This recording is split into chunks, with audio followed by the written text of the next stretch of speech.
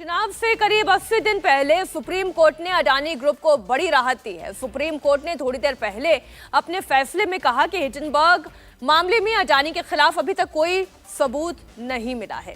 Supreme court ने पूरे मामले की एसआईटी जांच से भी इनकार कर दिया। कोर्ट ने कहा कि सीबी जांच ट्रांसफर करने का उनके पास कोई ठोस आधार नहीं है। उसने सेबी को पूरे मामले की जांच 3 महीने में पूरी करने के लिए कहा है। एक बड़ी राहत इस वक्त मिल चुकी है अडानी ग्रुप ऑफ इंडस्ट्रीज को। गौतम अडानी को सुप्रीम कोर्ट ने एसआईटी की जांच को सही ठहराया है। इसका अर्थ सीधा सीधा यह निकलता है कि सेबी की जांच में अब तक गौतम अडानी के खिलाफ भी कुछ गलत नहीं निकला है और सुप्रीम कोर्ट इसी बात को सच मानता है। एसआईटी से जांच कराने के लिए भी उन्होंने इनकार कर दिया है। गौनिका, हालांकि सुप्रीम कोर्ट ने एक बात जरूर कही है अपने इस फैसले को सुनाते हुए कि केंद्र सरकार और सेबी को नियामक ढांचे को मजबूत करने की तरफ एक कदम उठाना चाहिए। एक विशेषज्ञ समिति की भी उन्होंने रिकमेंडेशन दी है, सिफारिश की है। देखो मीनाक्षी, कोर्ट का सबसे बड़ा कंसर्न ही यही था इस पूरे मामले पर याचिकाकर्ताओं की याचिकाओं को एक्सेप्ट करने के लिए कि जो इन्वेस्टर्स हैं उनका किसी तरीके से नुकसान ना हो, उनके हितों की रक्षा करने के लिए कोर्ट ने इस पूरे मामले में सुनवाई शुरू की थी। और कोर्ट का सबसे बड़ा कंसर्न शुरू से यही था। कोर्ट ने ये पहले ही कह दिया था कि जो हिंडनबर्ग रिपोर्ट है उस पर कोई उसके सपोर्ट करने के लिए कोई एविडेंस नहीं है। ऐसे में उसको आधार मानकर ही किसी भी तरीके से सेबी को कटघरे में नहीं खड़ा किया जा सकता है। और यही वजह है कि सेबी को इन्वेस्टिगेशन के लिए कहा गया, एक अलग और कमेटी गठित की गई ताकि दोनों तरीके से इस पूरे मामले पर जांच हो पाए। और जब दोनों ने ही पॉजिटिव रिपोर्ट्स कोर्ट में दी, यानी कि अडानी को क्लीन चिट मिली, तब उसके बाद भी लगातार सवाल सेबी पर उठने लगे। सेबी को लेकर यह कहा गया कि सेबी ने सही तरीके से जांच नहीं की है, ट्रांसपेरेंट तरीके से जांच नहीं हुई है। सेबी को सवालों के कटघरे में याचिकाकर्ताओं की तरफ से भी और विपक्षी पार्टियों की तरफ से भी खड़ा किया गया। कांग्रेस ने भी सीधे सीधे सवाल उठाए थे। राहुल गांधी, जयराम रमेश ने, इन लोगों ने भी ट्वीट्स करके, बाकायदा प्रेस रिलीजेस जारी करके ये सेबी को सवालों के कटघरे में खड़ा किया था। लेकिन कोर्ट ने अब साफ कर दिया, उस वक्त कोर्ट ने सेबी की रिपोर्ट पर कोई कमेंट नहीं किया था जब विपक्षी पार्टियों ने सेबी को सवालों के घेरे में खड़ा किया। लेकिन आज कोर्ट ने मान लिया है, यानी कि सेबी के काम में इंटरफेयर करने का, सेबी के इन्वेस्टिगेशन में इंटरफेयर करने का कोर्ट ने खुद कोई अपने आप को कोर्ट ने यह कहा है कि कोर्ट के पास इतनी पावर नहीं है। कोर्ट ने सेबी की रिपोर्ट को सही माना है और 22 मामलों में अब तक जो जांच हुई है उसको सही पाया है। और साफ तौर पर कोर्ट ने कह दिया है कि एसआईटी गठित उस पूरे मामले में नहीं की जाएगी। सीबीआई को मामला सौंपने के लिए कहा जा रहा था, लेकिन सीबीआई को मामला नहीं जाएगा। तो ये कोर्ट ने अब साफ कर दिया है कि ना तो इस पूरे मामले में एसआईटी गठित की जाएगी, ना सीबीआई इस मामले की जांच करेगी। और इस पूरे मामले पे जांच सेबी जिस तरीके से कर रही है उसको कोर्ट ने सही ही माना है। और इसीलिए सेबी और 2 मामलों की जांच अगले 3 महीने में पूरा कर देगी। यानी सीधे सीधे तौर पर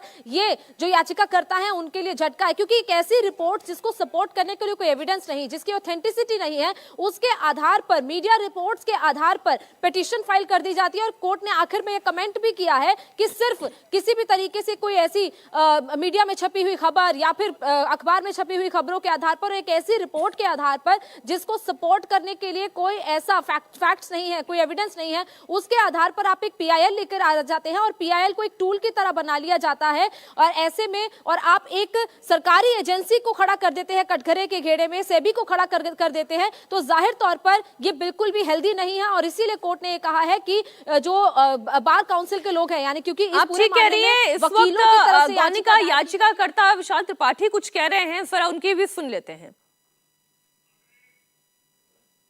अपने आप सेबी द्वारा बनाई गई थी और वो उस पर इन्वेस्टिगेशन कर रही है।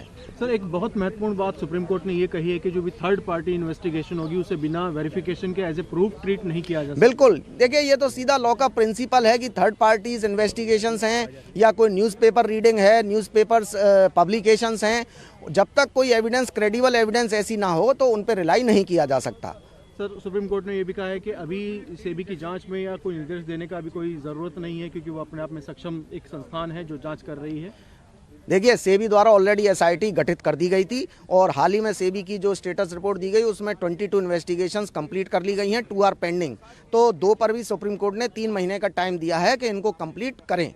तो सेबी द्वारा ऑलरेडी एसआईटी की गई है और वो अपनी इन्वेस्टिगेशन कर रही है, उसमें हस्तक्षेप का कोई अभी जो है ग्राउंड नहीं बनता। तो आपने सुना, इनका भी कहना यह था कि ऑलरेडी सेबी जो है अपनी ओर से एक एसआईटी टीम गठित कर चुकी है जो इन्वेस्टिगेशन कर रही थी मामलों की। 24 कुल मामले, उनमें से 22 मामलों की जांच हो चुकी है पूरी। 2 और मामले बाकी रहते हैं जिसके लिए सुप्रीम कोर्ट ने 3 महीने का और वक्त दे दिया है और सुप्रीम कोर्ट ये स्पष्ट कह रही है कि उन्हें अपनी ओर से मॉनिटर्ड किसी भी एसआईटी टीम की जरूरत नहीं है, उन्हें किसी हस्तक्षेप की जरूरत नहीं है क्योंकि सीबी अपना काम इंडिपेंडेंटली कर रही है और बेहतर तरीके से कर रही है और अभी तक एक भी ऐसा कोई ठोस आधार, कोई ऐसा सबूत सामने नहीं आया है जिससे सीबी के कामकाज के तरीके पर कोई प्रश्न चिन्ह खड़ा किया जा सके। तो जो मोटी बात निकलकर आज सुप्रीम कोर्ट के फैसले से आ रही है गौनिका, वो ये कि अडानी ग्रुप ऑफ इंडस्ट्रीज पर जो हिंडनबर्ग कंपनी ने आरोप लगाए थे कि बड़ा घोटाला हुआ है, बड़ा फ्रॉड हुआ है और इसे फायदा पहुंचाने की कोशिश हुई है, ये सरासर गलत है। एक तरीके से क्लीन चिट गौतम अडानी को।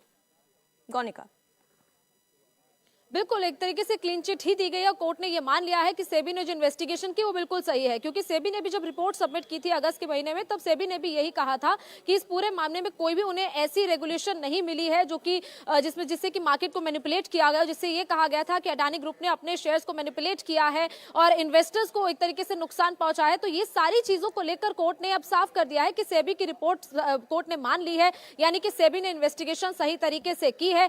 सेबी की क्रेडिबिलिटी पर सवाल नहीं उठाया जा सकता, क्योंकि सवाल उठाया जा रहा था याचिकाकर्ताओं की तरफ से, वो बार बार यही कह रहे थे कि सेबी सही तरीके से इन्वेस्टिगेशन नहीं कर रही है। सेबी पर ही आरोप है और सेबी इन्वेस्टिगेट कर रहा है, सेबी ट्रांसपेरेंट तरीके से इन्वेस्टिगेशन नहीं कर रहा है और इसीलिए इस पूरे मामले में मांग की जा रही थी कि एक अलग एसआईटी गठित की जाए, सीबीआई मामले की जांच की जाए। लेकिन कोर्ट ने सेबी को भी क्लीन चिट दिया है, सेबी की इन्वेस्टिगेशन को सही माना है और अडानी ग्रुप ऑफ कंपनीज को भी क्लीन चिट दिया गया है। तो जाहिर तौर पर इस पूरे मामले में एक बड़ा झटका ये याचिकाकर्ताओं को है, विपक्ष को है, क्योंकि लगातार सवाल चाहे वो संसद में हो या फिर सड़क पर, ये बार बार यही उठाया जा रहा था, खासतौर पर राहुल गांधी की तरफ से, कि अडानी को फायदा पहुंचाया गया, अडानी का नाम बार बार लाया जा रहा था। लेकिन अब अगर ये एक बड़ा मुद्दा ये 2024 के चुनाव में बनना था तो अब कोर्ट के फैसले को तो हर किसी को मानना ही पड़ेगा।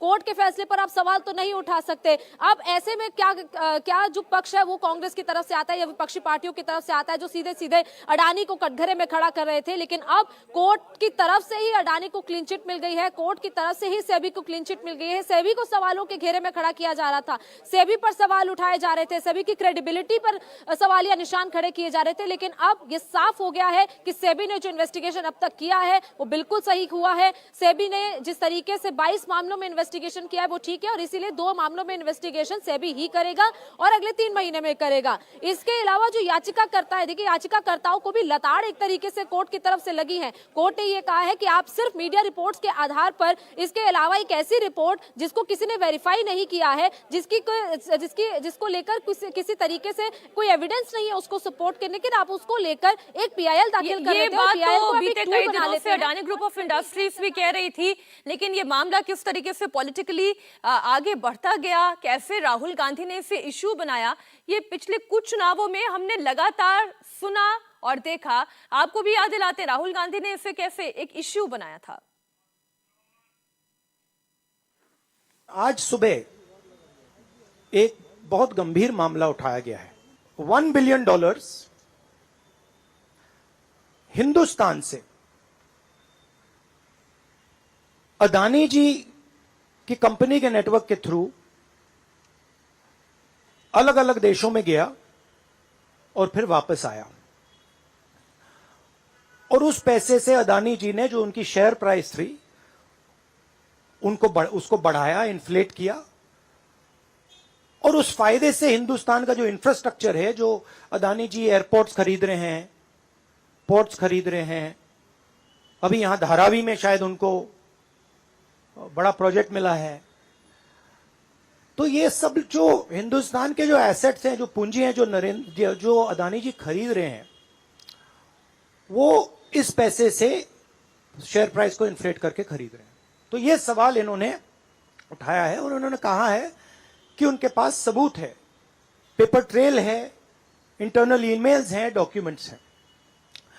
तो सबसे पहले सवाल उठता है, ये जो पैसा यूज किया जा रहा है ये किसका है?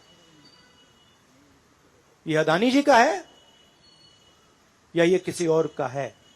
और अगर किसी और का है तो वो किसका है?